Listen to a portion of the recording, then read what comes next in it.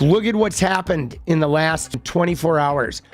We had that school shooting in Brown University, which I already see online because one of the victims was a Republican, like a woman involved with the Young Republicans. Like already the right wingers are like trying to make this like a left-wing violence, even though the other person I believe who died at Brown was a like gun control advocate or something. But you know what I'm saying? They're already, the Republicans are like, oh, this is leftist violence, right? Then you have the tragic shooting at Bondi Beach in Australia, and they're going twofold with it. One way the right wing is going at it is about the Muslims.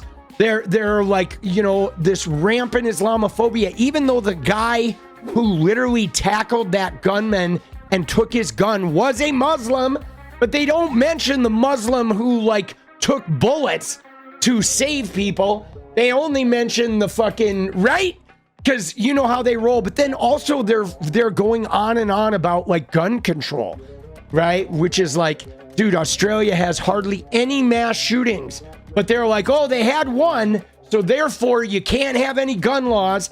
You know what I'm saying? Is it pronounced Bondi? Okay, thank you. Bondi Beach, not Bondi. But it's just crazy how they're just like rabid. And already, even with Rob Reiner's son, they're attacking like drug addicts, of course.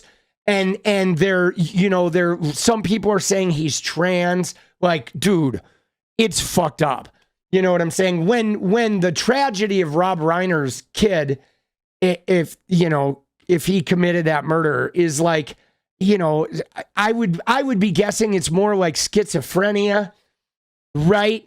You know what I'm saying? I mean, we'll find out. But when you have a child that's grappling with addiction, that commits a really brutal, like close murder like that with like a knife, that's usually like a schizophrenia type thing, a deep mental illness. But what's crazy about it is how we don't have any mental health care in America, like none. We have like less than none, you know? So we'll see. I you know, these things are never going to make sense, but like, bro, that's like brutal.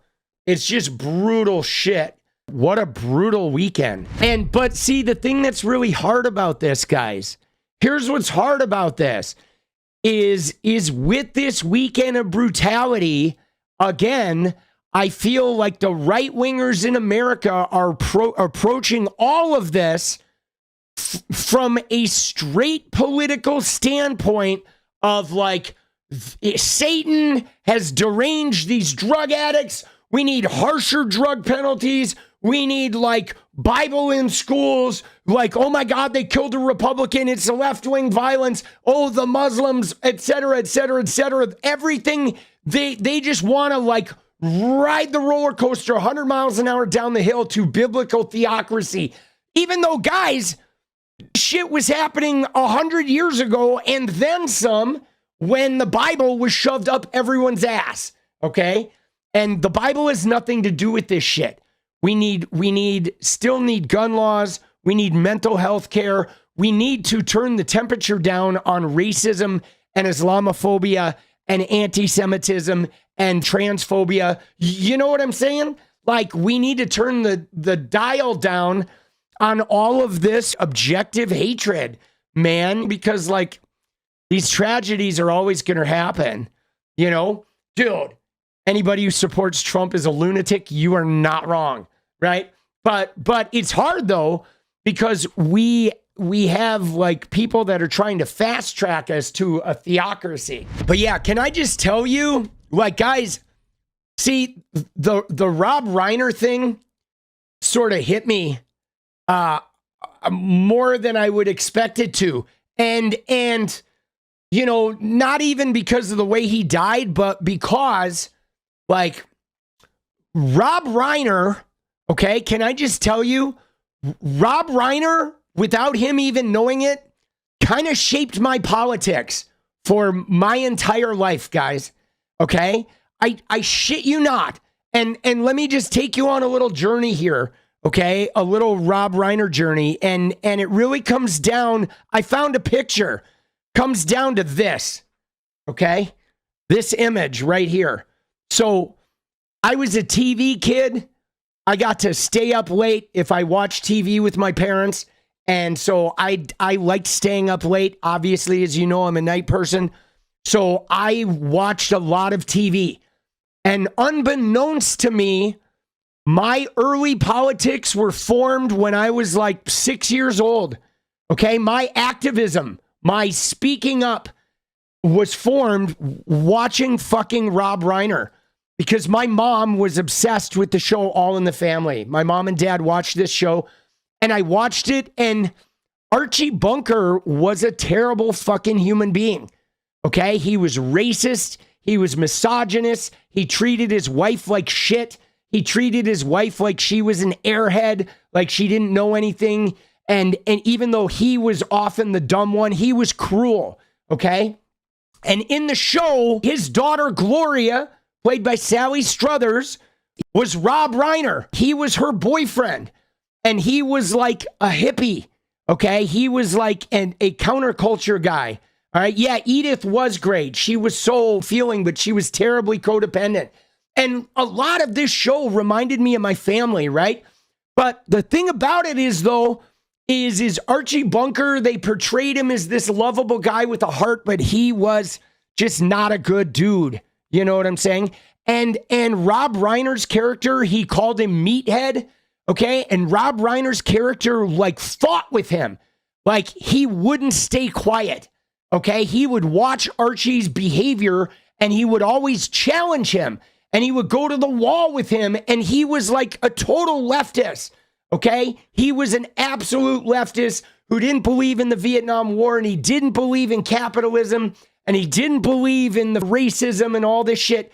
And he was constantly like going at Archie Bunker like it was, right? He would not be quiet, okay? He would not sit silently, and he always challenged his beliefs over and over and over again. And so what's crazy about this is because I was a young person, like watching that show, I was really taken by this guy. Okay. And it was also, during, you know, we're talking Jimmy Carter. Okay. Jimmy Carter showed up at the end of this. All in the Family was on before Jimmy Carter. But it was a show that was on right after Watergate, and it was, you know, the Gerald Ford taking over after Nixon resigns, and then Carter wins, and Carter was very much like a Rob Reiner person, but he flamed out, like he got into battles with Congress, and even though there was a full Democratic Congress, it was a little complicated. It was still, the Democratic Party was still finding its feet, you know, post the 1964. I mean, it was 12 years after the Civil Rights Act, but it was still, you know what I'm saying? Dude, it's crazy to think back how much of my early worldview was formed by characters like this. But look at this, though. All right, can I just say, we go from my right there, I gave a little memorial to Rob Reiner, but then look at what we got immediately from it, dude. Dude, what the fuck are we doing, right? Reiner's son stabbed his parents, he's a drug addict, was transitioning to be a woman. Like, dude, shut the fuck up, bro. Like, you see this shit? Like, dude, shit makes me irate. I'm seeing two things from MAGA. Okay, you ready? I know it's not true, but here's what I've been seeing from MAGA since Rob Reiner getting brutally stabbed to death. One is they're saying some crazy shit about his son. Like, I've heard him talking about autism. I've heard them talking about like transitioning. I've heard them just decrying drug addicts. Oh, we need to like murder all the drug addicts. Just crazy shit. That's lane one. And then lane two is them saying something nice about Rob Reiner and saying, see, we're better than you because we didn't do what you did with Charlie Kirk.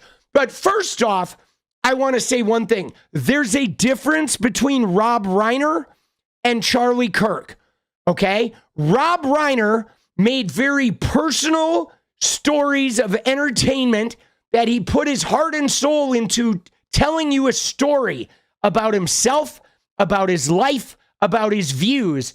And then he would go out and wax political outside of that. And he was an activist, but he created art, okay? Real fucking art, timeless art that was authentic, that was filled with emotion. And then he was an activist in his spare time.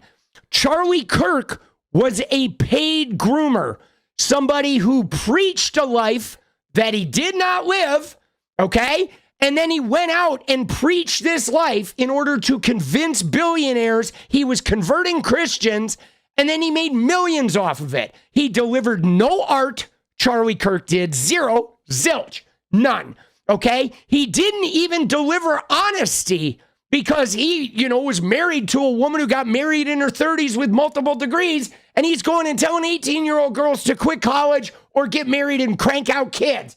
If you don't wait till your 30s, it's all over, right? He was lying.